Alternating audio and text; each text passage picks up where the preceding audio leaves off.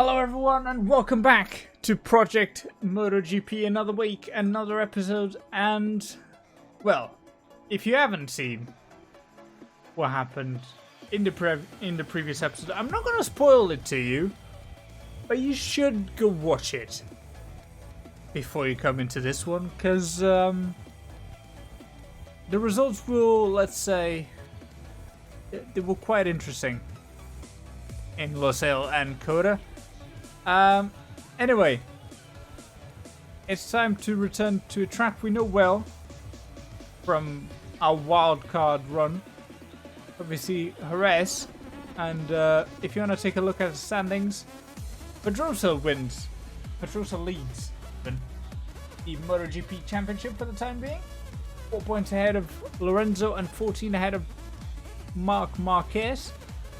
In Moto 2, it's all tied between Scott Redding and Paul Espargaro, and then in Moto 3, we drop down to third. 5 points off the lead. Nothing too dramatic, but you know, something has happened. Kind of spoils, but oh well. The team objective for the next race is third place. Could be doable. Khairuddin's our opponent for Jerez once again. So, without further ado, let us go then into the south of Spain for round number 3. Well, a bit cloudy, but we're not scared of some rain, right? Shouldn't be, at least. Hard tires on. Just some reconnaissance. Just make sure the bike's working, you know, not that we can change the setup anyway. But just make sure everything's working and all. And now we can minimize falling. No reason.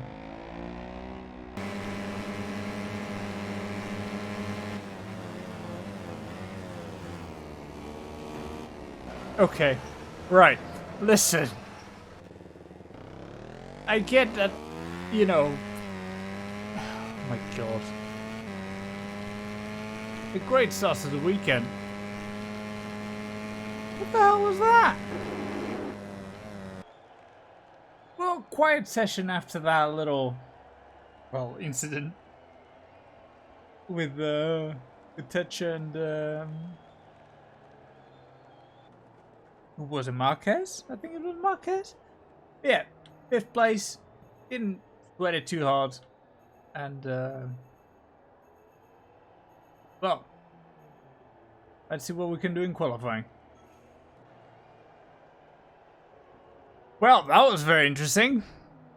Track's actually wet.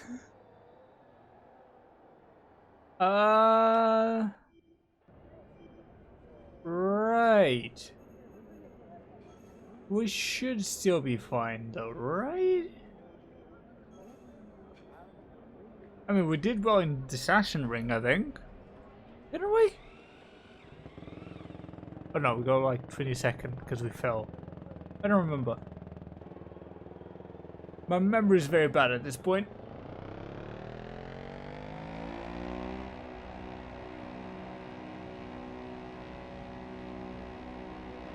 Ooh, there's unsafe release there from the web garage.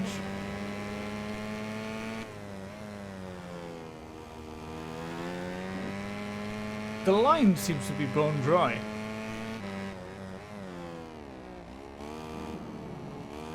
That's the thing. So if we keep it on the dry line, are we going to destroy the tires or be faster? I don't know.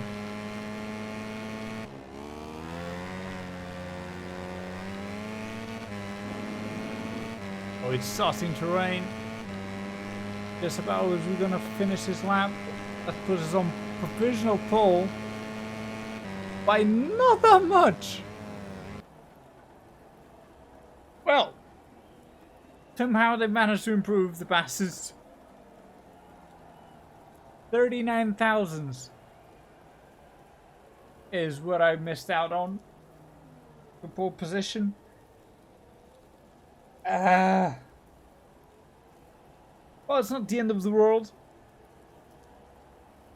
Again, having 3 pole positions in a row in our rookie season would probably be a little bit sus. It's not a bad result. We'll start from the second row. It's gonna be fun if it rains, though. Well, it's a wet track that awaits us. And if the session ring was anything to set expectations, this might be a very, very interesting race. But, well, it's time to see what happens. Here we go then. 4 lights are on. Lights on, and away we go. And what a start we actually get. Up to P3, Salom quickly recovering it though. We're almost falling. Oh god. Bit of troubles there. Polgo with a good start as well. He's up to P3.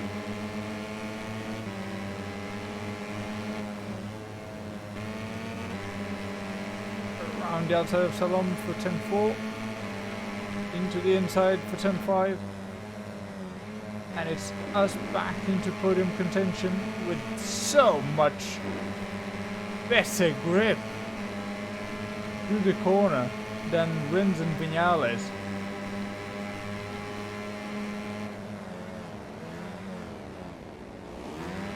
Oh god! Jesus Christ! Alex Rins was trying to murder us or something. What the hell was that? Yep. Here's where our advantage kicks in. See, that's how you overtake clean. Shit. Well, shit. I was gonna say that's how you overtake cleanly, Alex, but clearly we didn't do too good of a job there. As it starts to rain. Here at Jerez once again, just like it did in Quali.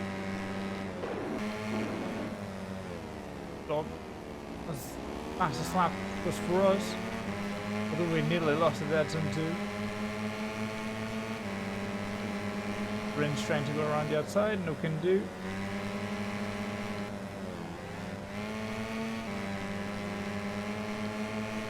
That was a good exit. Putting big amount of pressure on Maverick.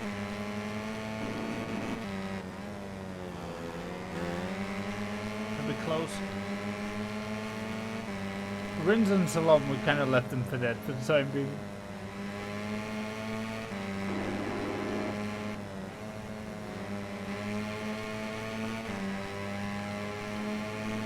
I'm trying to not overshoot too much, and I'm close to not hit them. But they're so good on the acceleration that annoys me and makes me want to just send it.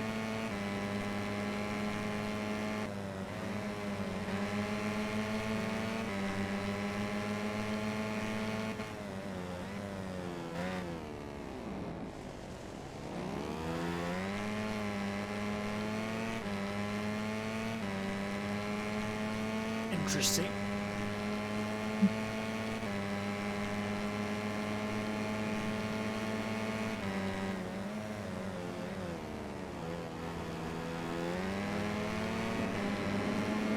That was a very bad corner that allowed Rins to get up close to us. And it might have just thrown away the victory actually.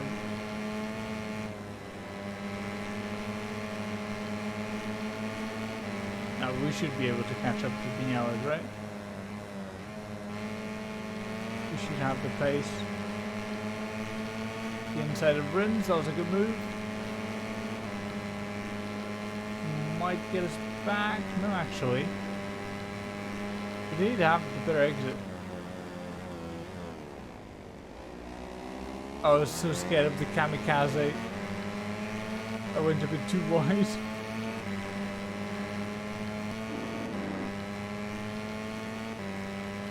Only 8 tenths separating us from the win.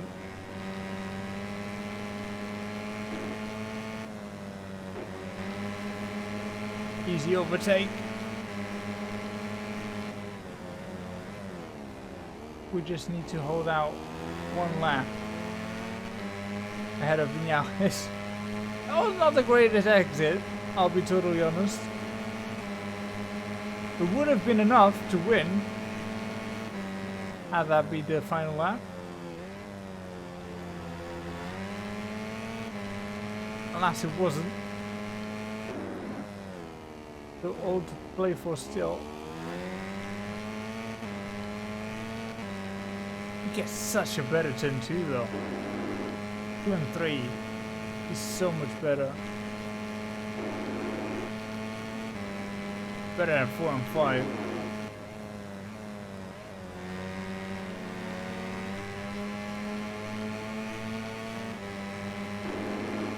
Oh, we're pretty close. We have the slipstream that's barely keeping us in contention.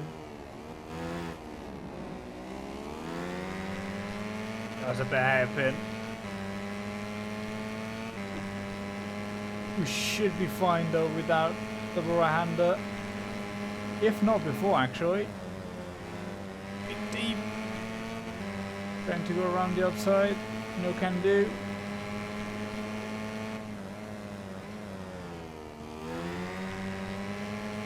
Only a split to go. Oh, look how close we are. This is where we're gonna do the lead though. Ow! That's a bit of a hit.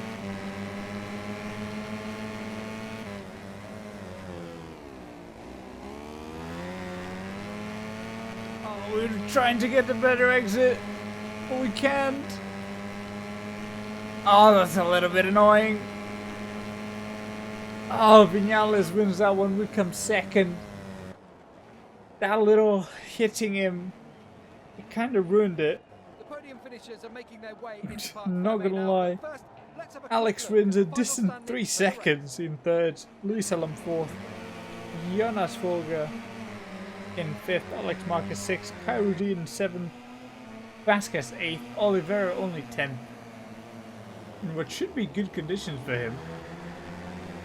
Bagnaia 19th. That's not bad at all. Jack Miller only 26th. And Anna Carrasco finishing last. What does that mean for the standings?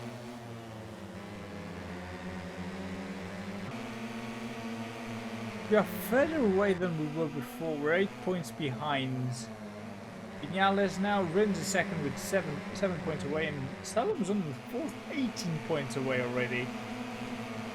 With Marquez 5th, 30 points away. So realistically, it's going to be between Vinales, Rins, Salom, and ourselves for the title, I think. In the constructors, KTM still leads, 15 points ahead of Alex KTM, Mahendra's 3rd, and then the Hondas. Clearly not good enough. An excellent day for him. He leaves here with 20 more points in the bag, and he'll know he can go one better in the future.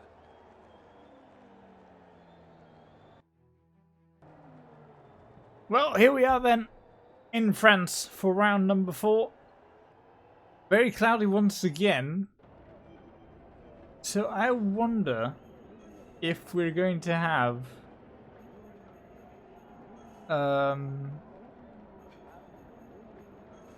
rain again in qualifying and in the race. But I guess we'll find out. Oh, today that guy decided he wanted to do practice. That's the first. Well, let's get ourselves on track then. To see what are the changes to this track that I might not know about. Why does his helmet look like a ghost looking back? That is terrifying.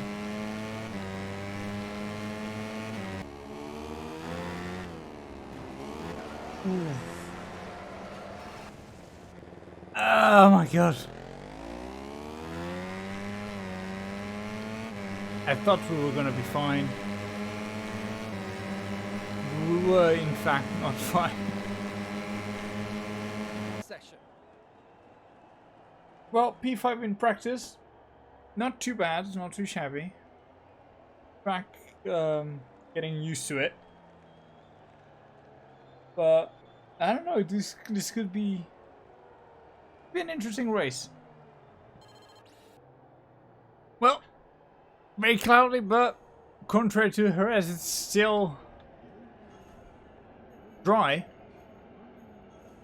For how much longer will I don't know. But time to go out there and try to stick it on pole again, I guess. No, maybe not. We're 7/10 off. That might be a bit of a task, but we'll see. Definitely top 2 rows is a requirement at this point, I think. If we can't do that, then well, we'll have to hope the race goes our way.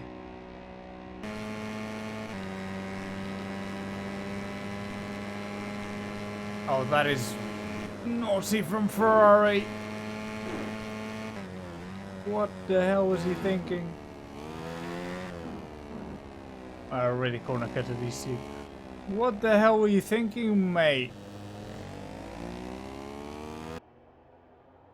Well, P5 yet again in qualifying, a bit more distant than in practice, which is a little bit worrisome. I'm just not clicking with the track for some reason. But, well, let's see what the race holds.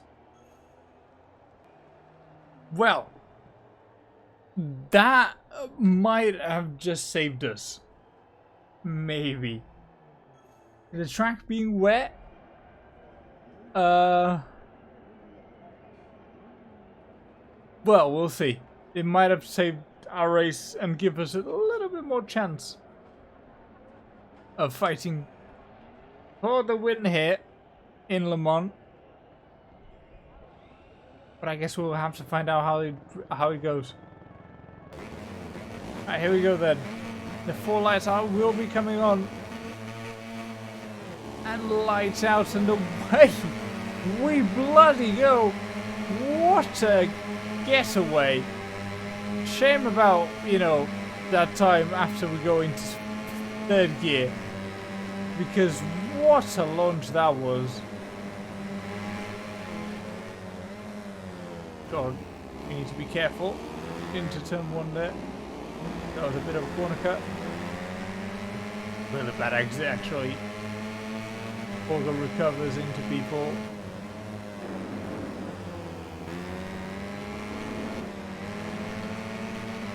Get back on the inside though. Now to the corner where, well,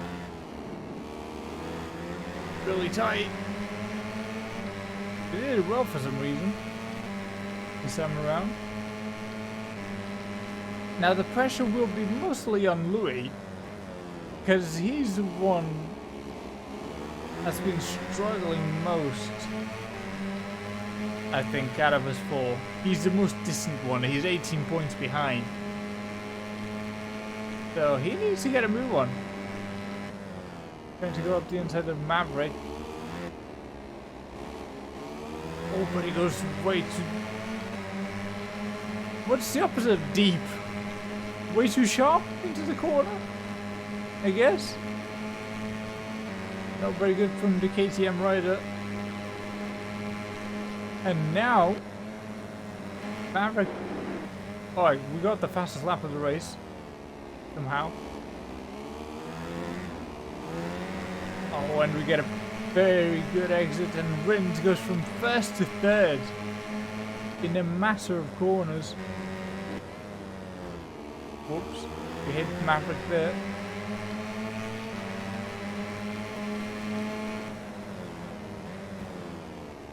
Ow. Louis didn't want to be left behind. Borger's gone though. A bit too far back, I think. Trying to join the fight.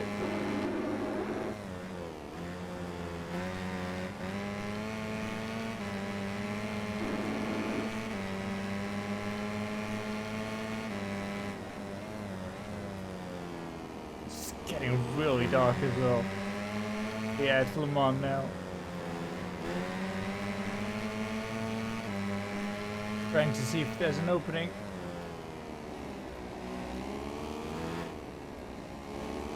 Oh, a bit tempted turning in there, Louis. But he might get the run. Yep. Talon's really pushing. To get Rins though. I, on the other hand, cannot get close. Like, this is genuine pace. I'm not holding back or anything. I'm just not confident. And I'm just not quick.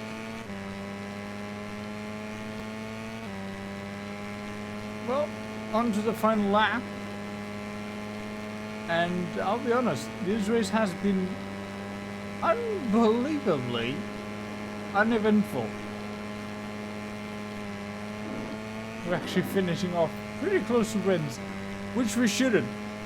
We were nowhere near that close after the first few laps. The podium finishers are making their way into Parc Fermé now, but first, let's have a quick look at the final standings for the race. But yeah, very uneventful race. Vinales wins. Louis is second. Alex Rins completes the podium with fourth, ahead of Folger. Miguel Oliveira is 9th, Alex Marquez 77th, Vasquez 8th, Bagnaia 19th again, Jack Miller 27th. Well, about the usual suspects. You'd expect them. In the rider standings, we all lost a lot of points to Vinales. Except for Salom, who closes the gap a bit to us. Vinales with a 16-point lead. Rins with 20 points away. Marquez, Carradine and Folger in a very interesting battle as well for 5th. Then, well, everyone's still relatively close by. Masbu, Antonelli, Tanucci, Bagnaia, Watanabe, Carrasco, Baldassare, Cornfield, Techo, Vinales, Miller, McPhee, Ferrari, Binstenbush, and Altloy, Otel, and Guevara, the riders without points. And in the constructors, unsurprisingly, KTM extends their gap. And, well, a few fans didn't hit the team objective. That's a bit disappointing. But another weekend done, but definitely a weird one. But yeah, that's the wrap up on another episode number 2 technically. And next week we'll be at Mugello for round 5 and then Catalunya round 6 of the championship.